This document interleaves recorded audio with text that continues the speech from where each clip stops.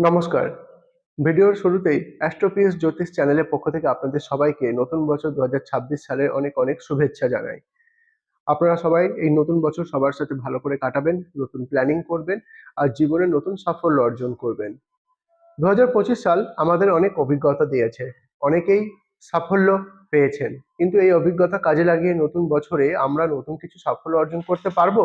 অথবা যারা কোনো সাকসেস পেয়েছেন তারা কি ২০২৬ এ সেটা কন্টিনিউ করতে পারবে অথবা বেটার কোনো অপরচুনিটি পেতে পারবে? জানবো। নতুন বছরে কেমন যাবে আপনার কর্মজীবন?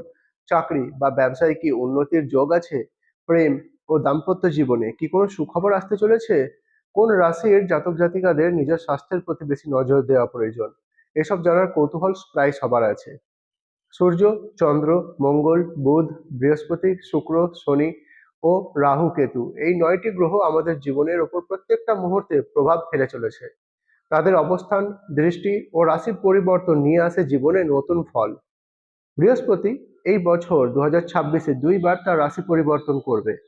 ২ জুন বৃহস্পতি মিথুন রাশি থেকে কর্কট রাশিতে এবং ৩১ অক্টোবর ২০২৬ কর্কট রাশি থেকে সিংহ রাশিতে গোচর করবে। শনি গোটা বছর ধরে মীন রাশিতে থাকবে। শনির এই মীন রাশিতে অবস্থানের ফলে মেষ রাশি, কুম্ভ রাশি এবং মীন রাশির সাড়ে সাথে কন্টিনিউ থাকবে এবং সিংহ আর ধনু রাশির ঢাইয়া চলবে। রাহু ৫ ডিসেম্বর ২০২৬ কুম্ভ থেকে মকর রাশিতে, কেতু ৫ ডিসেম্বর ২০২৬ সিংহ থেকে কর্কট রাশিতে গোচর করবে। এসব গ্রহের রাশি পরিবর্তনের ফলে কি হবে এবং নতুন বছর কেমন কাটবে এটা জানার জন্য ভিডিওটা শেষ পর্যন্ত অবশ্যই দেখবেন। আর যদি এখনো অ্যাস্ট্রোপিউস চ্যানেলটি সাবস্ক্রাইব করেননি তাহলে এখনই সাবস্ক্রাইব করুন, পাশে দেওয়া বেল আইকনটি ক্লিক করুন যাতে নতুন ভিডিও এলে সবার আগে আপডেট আপনার কাছে পৌঁছে যায়। লাইক ও কমেন্ট করে আমাদের মোটিভেট করবেন। চলুন দেখি এই নতুন বছর ২০২৬ সাল মেষ রাশি থেকে মীন রাশি ১২টা রাশির জন্য কেমন কাটবে। ২০২৬ সাল কেমন যাবে কন্যা রাশির জন্য? ২০২৬ সাল কন্যা রাশির জাতক জাতিকাদের জন্য একটা মিশ্র ফলের বছর হতে চলেছে।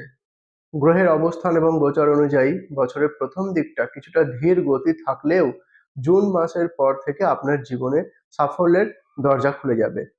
আপনাদের স্ক্রিনে একটা ছক তুলে ধরা হলো যেখানে প্রথম ঘরে ৬ নম্বর লেখা আছে। আপনারা আপনাদের জন্মকুণ্ডলী খুলে দেখুন, চন্দ্র যেখানে বসে আছে সেখানে যদি ৬ নম্বর লেখা থাকে তাহলে আপনাদের কন্যা রাশি। গ্রহের অবস্থান, শনি সারা বছর আপনার রাশির সপ্তম ঘরে মীন রাশিতে অবস্থান করবে। এটি দাম্পত্য জীবন এবং পার্টনারশিপ ব্যবসায় কিছুটা ধীর গতি দিতে পারে। বৃহস্পতি জুন মাস পর্যন্ত আপনার রাশির দশম ঘরে মিথুন রাশিতে এবং তারপরে ২ জুন ২০২৬ কর্কট রাশিতে উচ্চ অবস্থায় গোচর করবে। এটি কেরিয়ার এবং আয়ের জন্য অত্যন্ত শুভ রেজাল্ট দেবে। বছরের বেশিরভাগ সময় রাহু ষষ্ঠ ঘরে এবং কেতু দ্বাদশ ঘরে থাকবে। ৫ ডিসেম্বর থেকে রাহু আপনার পঞ্চম ঘরে এবং কেতু একাদশ ঘরে প্রবেশ করবে। শুক্র ধনু রাশি থেকে মকর রাশি ১৩ই জানুয়ারি, সূর্য ধনু রাশি থেকে মকর রাশি ১৪ই জানুয়ারি গোচর করবে। সূর্যের মকর রাশিতে গোচরের ফলে ১৪ই জানুয়ারি মকর সংক্রান্তি থাকবে। মঙ্গল ধনু রাশি থেকে মকর রাশি ১৬ই জানুয়ারি এবং বুধ ধনু রাশি থেকে মকর রাশি ১৭ই জানুয়ারি গোচর করবে। স্বাস্থ্য, স্বাস্থ্যের দিক থেকে বছরটি মাঝারি কাটবে। বছরের শুরুতে পেটের সমস্যা, বদহজম বা লিভার সংক্রান্ত ছোটখাটো সমস্যা হতে পারে। কাজের অতিরিক্ত চাপের প্রভাবে জুন জুলাই মাস নাগাদ মানসিক ক্লান্তি বা অনিদ্রা দেখা দিতে পারে। নিয়মিত যোগব্যায়াম করবেন আর খাদ্যের অভ্যাস পরিবর্তন করে সঠিক খাদ্যাভ্যাস অর্জন করুন। সঠিক খাদ্যাভ্যাস নিয়মিত পালন করুন। বয়স্কদের হাড়ের সমস্যা বা বাতের ব্যথার সমস্যা দেখা দিতে পারে। কেরিয়ার, কেরিয়ারের ক্ষেত্রে ২০২৬ সাল আপনার জন্য সাফল্যের বছর হতে পারে। বিশেষ করে জুন মাসের পর যখন বৃহস্পতি একাদশ ঘরে আসবে তখন আপনার পদোন্নতি বা বেতন বৃদ্ধি পাওয়ার প্রবল সম্ভাবনা থাকবে। কর্মক্ষেত্রে আপনার মান সম্মান বৃদ্ধি পাবে এবং সিনিয়রদের সহযোগিতা অর্জন করবেন। যারা নতুন চাকরির জন্য চেষ্টা করছেন বছরের শেষের দিকটা তারা মনোমতো রেজাল্ট পাবেন। কর্মক্ষেত্রে কাজের চাপ থাকলেও আপনার পরিশ্রম সার্থক হবে। শত্রুপক্ষ আপনার ক্ষতি করার চেষ্টা করলেও রাহু ষষ্ঠ ঘরে অবস্থান করায় আপনি জয়ী হবেন। ব্যবসা, ব্যবসায়ীদের জন্য বছরের মাঝামাঝি সময় থেকে ভালো লাভের সম্ভাবনা রয়েছে। আগস্ট থেকে ডিসেম্বরের মধ্যে নতুন কোনো বড় প্রজেক্ট বা নতুন কোনো ব্যবসার উপরে কাজ করতে পারেন। তবে পার্টনারশিপ ব্যবসায় স্বচ্ছতা বজায় রাখবেন। শিক্ষা, শিক্ষার্থীদের জন্য ২০২৬ সাল অত্যন্ত ভালো। যারা উচ্চশিক্ষার জন্য বিদেশ যেতে চান বা প্রতিযোগিতামূলক পরীক্ষার জন্য প্রস্তুতি নিচ্ছেন, কম্পিটিশনের জন্য চেষ্টা করছেন, তাদের জন্য জুন মাসের পরের সময়টা সর্বশ্রেষ্ঠ।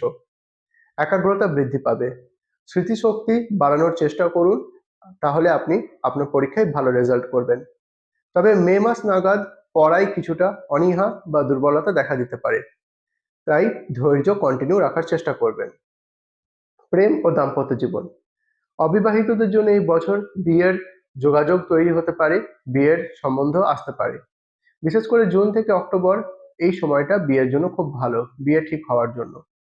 প্রেমে গভীরতা বাড়বে, তবে অহংকার ত্যাগ করুন।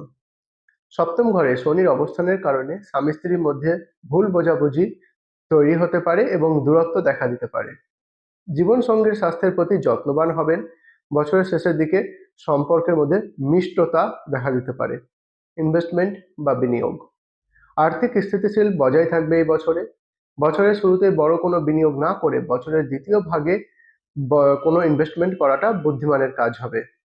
সোনা, জমি বা রিয়েল এস্টেটে বিনিয়োগে দীর্ঘমেয়াদী লং টার্ম লাভ দেখা দেবে। আকস্মিক ধনলাভে যোগ থাকলেও হঠকারী সিদ্ধান্তের জন্য কোনো লটারি বা শেয়ার মার্কেটে ইনভেস্টমেন্ট না করাই ভালো। সতর্কতা এবং প্রতিকার, কোনো ব্যক্তির ইনফ্লুয়েন্সে বড় কোনো আর্থিক বা ব্যক্তিগত সিদ্ধান্ত না নেওয়াই ভালো। অফিস পলিটিক্স বা গসিপ থেকে দূরে থাকবেন। গাড়ি চালানোর সময় সাবধান সাবধান হয়ে থাকবেন এবং যাতায়াত সচেতনভাবে করবেন। প্রতিকার এবং উপায়, প্রতিদিন অথবা প্রতি বুধবার গণেশ স্তোত্র পাঠ করুন এবং সবুজ দুর্বাঘাস গণেশ ঠাকুরকে নিবেদন করুন। শনিবার শনি মন্দিরে সর্ষের তেলের প্রদীপ জ্বালান এবং অভাবী কোনো মানুষকে কালো কম্বল বা খাবার দান করুন। মা এবং পরিবারের বড়দের আশীর্বাদ নিয়ে দিন শুরু করবেন।